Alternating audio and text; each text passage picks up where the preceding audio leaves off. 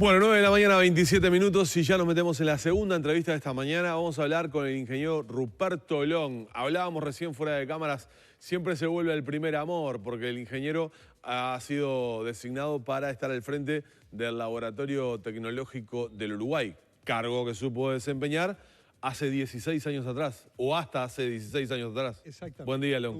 Buen día, primero que nada, y a la audiencia.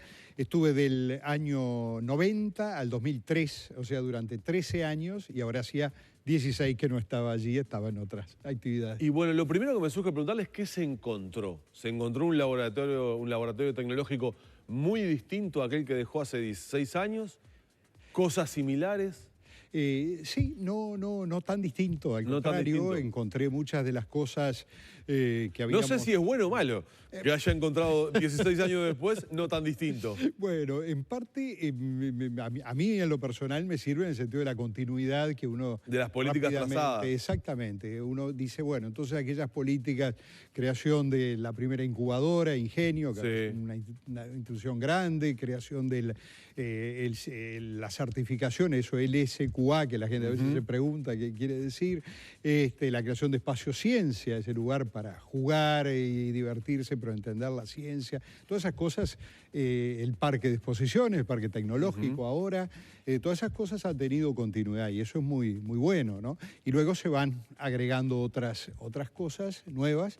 Entonces, bueno, sí, es una mezcla de volver al primer amor, pero también con bríos renovados, ¿no? ¿Qué encontró en cuanto... Hace pocos días que en realidad ha tomado funciones. ¿Qué encontró en cuanto, o qué ha vislumbrado en cuanto a los desafíos que tiene el LATU por delante? Y en realidad las empresas uruguayas y el Uruguay en sí mismo por delante. Y la pregunta se la hago en el contexto en el que estamos. Un contexto que la configuración del mundo ha cambiado por la pandemia, por coronavirus. Hay un deterioro económico a nivel global notorio. Tal vez eso vaya en detrimento de la calidad también muchas veces, producto de esa caída de todo el ciclo económico mundial. ¿Qué ha encontrado y qué desafíos tienen las empresas uruguayas por delante? Yo diría que el desafío es similar, pero mucho más agravado por las circunstancias. Es decir, que el Uruguay tiene que apostar y tiene que ser el centro de excelencia, o uno de los centros de excelencia de América Latina. O sea, cada vez más... el pasaporte es la calidad. Y si queremos sacar una moraleja de esta pandemia, lo estamos viendo ahora. O sea, el hecho de que Uruguay haya podido utilizar algunos de sus instrumentos, de su fortaleza, de sus técnicos, definir una estrategia muy rápido, que la gente haya acompañado, todo ese conjunto de cosas nos posicionan hoy día como uno de los 15 países que la Unión Europea acepta que la gente vaya. Nos posiciona para que la BBC o la Deutsche Welle hagan reportajes sobre Uruguay y digan qué país es este que nos llama la atención, por qué pasa esto. Bueno, exactamente lo mismo pasa con los bienes y servicios. En un mundo cada vez más complejo, donde la gente va a exigir cada vez productos de mejor calidad, fíjese los alimentos, bueno, ahora también cada vez nos va a preocupar más lo que vayamos a consumir o lo que le vamos a dar a nuestros hijos. Bueno, entonces, en ese contexto más exigente, bueno, la respuesta cada vez más tiene que ser esa, la búsqueda de la calidad y la excelencia en forma obsesiva, porque eso es lo que nos distingue. Y además nosotros tenemos la base, porque si usted me dijera otro país, no voy a nombrar ninguno de países amigos, con muy buena relación y todo eso, pero que de repente no tienen esa posibilidad que tenemos nosotros de destacar en ese aspecto en relativamente poco tiempo. Y toda esta situación de descalabro económico global y por supuesto también a nivel local, ¿no opera en detrimento de esa calidad? Sí, por supuesto. Para tomar el caso concreto del LATU, bueno, sus ingresos han caído, ¿no? ¿Verdad? Porque muchos de esos ingresos dependen de las actividades de las empresas uruguayas, las actividades merman, ese ingreso merma y por ende hay menos recursos y se vuelve una especie de círculo vicioso. Por eso es que los países en vías de desarrollo, que a veces es un eufemismo, son siempre los mismos y los países desarrollados son siempre los mismos. Si usted mira en los últimos 100 años lo que saltaron de categoría son las excepciones, ¿no? ¿Verdad? Son muy poquitos, Corea del Sur, antes Japón, usted encuentra unos pocos países, porque es muy difícil romper ese circuito. Cuando los tiempos apretan y el dinero falta, usted dice, bueno, no tengo tiempo para invertir en calidad, entonces, bueno, hago lo que puedo, ¿no? Bueno, no, eso es lo que justamente tenemos que tratar de evitar. Por eso instituciones como el LATU, en momentos como este, pueden ser una ayuda muy importante. Claro, nos cuesta mucho desatar ese nudo que tenemos, esa ancla de productores de bienes primarios. Y nos cuesta, sí, nos cuesta, yo diría hasta un poco el esfuerzo que requiere pensar un poco más allá. O sea, para eso tenemos que ser capaces de imaginar más allá de lo que habitualmente hemos hecho. Y como muchas veces nos ha ido bien vendiendo productos primarios, otras veces no, depende a veces de los de los vaivenes de los mercados. Vaivenes de los mercados. Siempre uno tiende más o menos a seguir en lo mismo. Lo difícil es eso. Ver, claro, pasa que dar más pasos implica tomar riesgos. Implica tomar riesgos y a veces saber lo que Peter Drucker llamaba el futuro que ya sucedió. Sí. O sea, leer adelantado, ¿no? Y eso no es fácil, porque yo lo entiendo, porque también he tenido mucha actividad en el campo privado. Uno está muchas veces urgido con temas de dinero, de bancos, de personal, etcétera. Pagar sueldos. Pagar sueldos. Ahí está, siendo realista y hablando de las cosas que realmente después ocupan mucho tiempo. Como para encima decir, bueno, ¿y qué otra cosa más podría producir? O cómo podría producir esto mismo, pero mejor. Pero bueno, eso a veces no hay tiempo. Bueno, ¿y ahí quién puede venir? El que puede ayudar un poquito desde afuera, justamente son instituciones como el LATU, que le puede estar poniéndole el hombro y diciéndole a ese emprendedor, grande, mediano, pequeño, bueno, ¿por qué no hacemos esto? ¿Por qué no buscamos por este otro lado? Yo puedo aportar algunos recursos económicos para ayudar a que eso suceda. O sea, es una especie de muleta para ayudar a dar ese envión.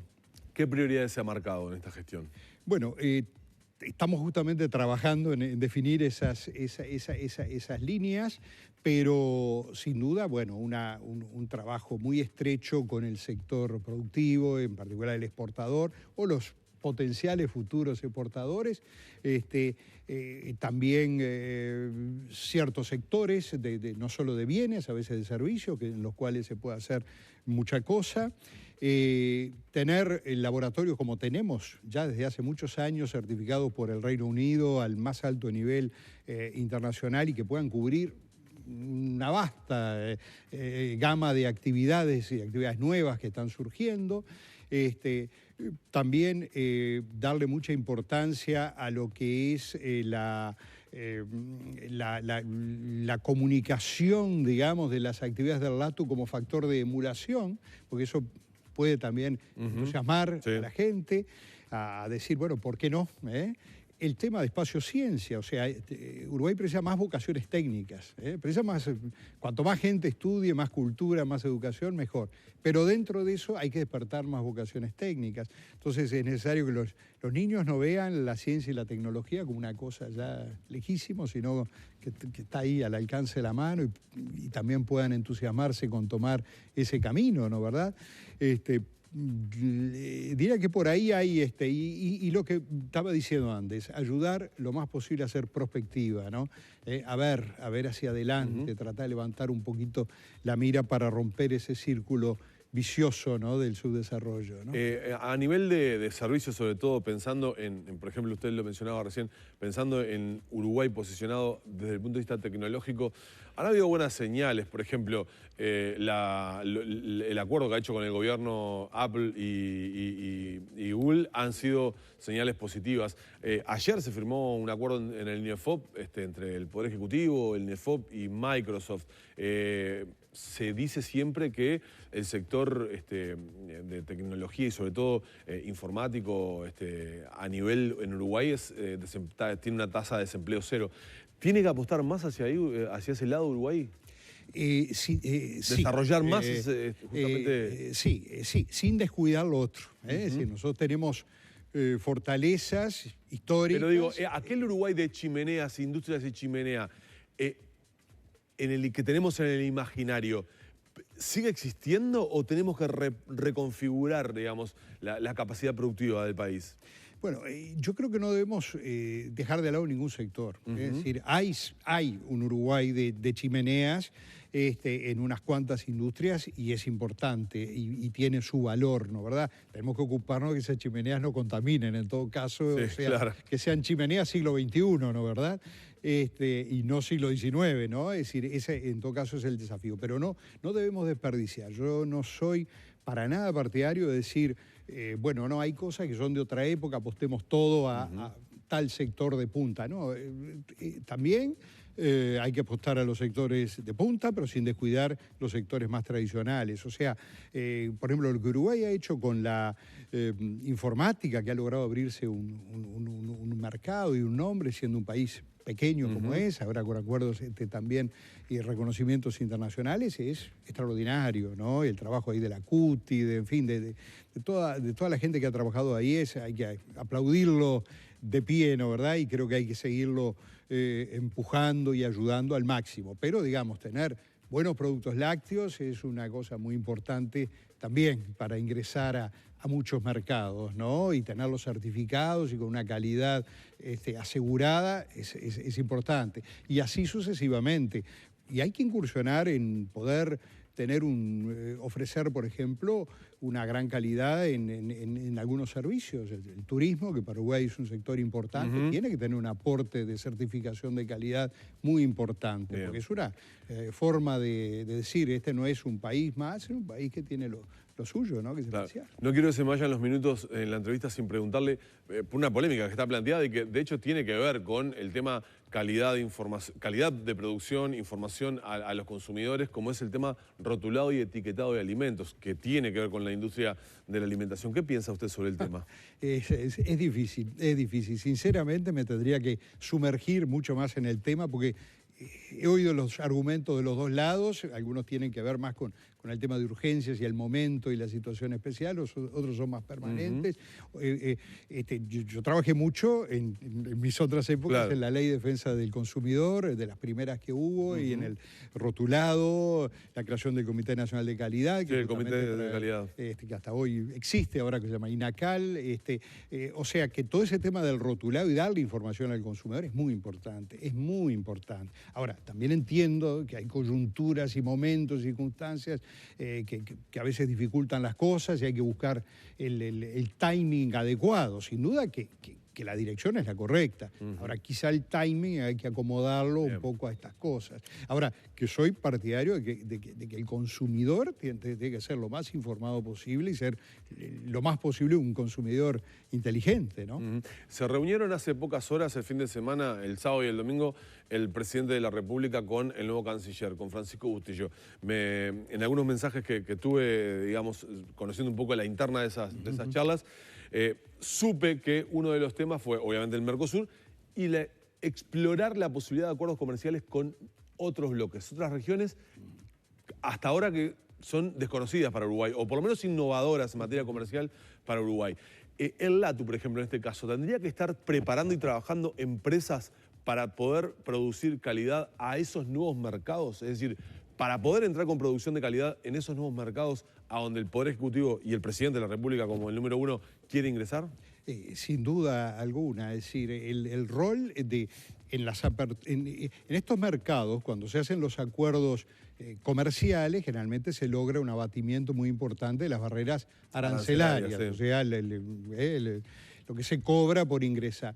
Pero no quiere decir de que no haya una cantidad enorme de barreras no arancelarias que cada país tiene.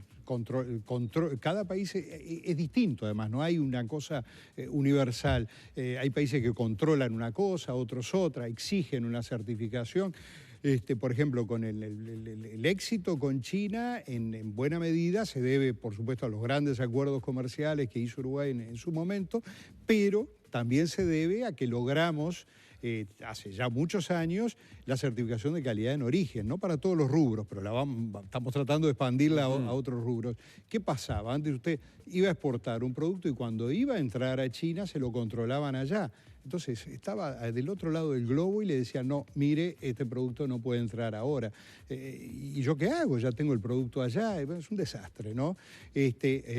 A partir de cierto tiempo certificamos en Uruguay y el certificado de Uruguay, y eso lo tenían muy pocos países, tenía validez para entrar en China. Usted con un top de lana certificado en Uruguay entraba en China como si fuera el certificado del laboratorio chino. Ahora se está tratando de lograr eso con lácteos, por ejemplo. Claro, y con expandir la certificación en origen. Digamos. Exacto, para eliminar lo que le decía, las barreras no arancelarias, que cuando usted llega a un lugar le diga, no, mire, no, acá usted no cumplió esto, no cumplió lo otro. Entonces ahí es donde el rol del LATU es muy importante, acompañando a las empresas a resolver todos esos temas y también a veces alcanzar ciertos niveles de calidad, porque a veces a usted le piden determinada cosa que hoy día no la está cumpliendo. Bueno, ¿cómo hago para llegar a ese nivel? O sea, hay todo un acompañamiento que es complementario totalmente de la labor diplomática y la labor de negociación comercial, que es la negociación técnica, llamémosle así, ¿no? Bien. Long, le agradecemos mucho estos minutos, el tiempo que nos ha dispensado. Está desembarcando recién en el LATU. Seguramente vamos a tener tiempo para conversar un poco más adelante sobre, bueno, desafíos y ya viendo un poco lo caminado. Gracias por estos tiempos. Sí, le agradezco la invitación y con mucho gusto cuando vayamos desembarcando, ahí sí ya los proyectos, los planes, me gustaría podérselos relatar a usted y a la audiencia. Muy bien, muchas gracias. Cerramos con aquí el ingeniero Ruperto Long, el nuevo presidente del LATU.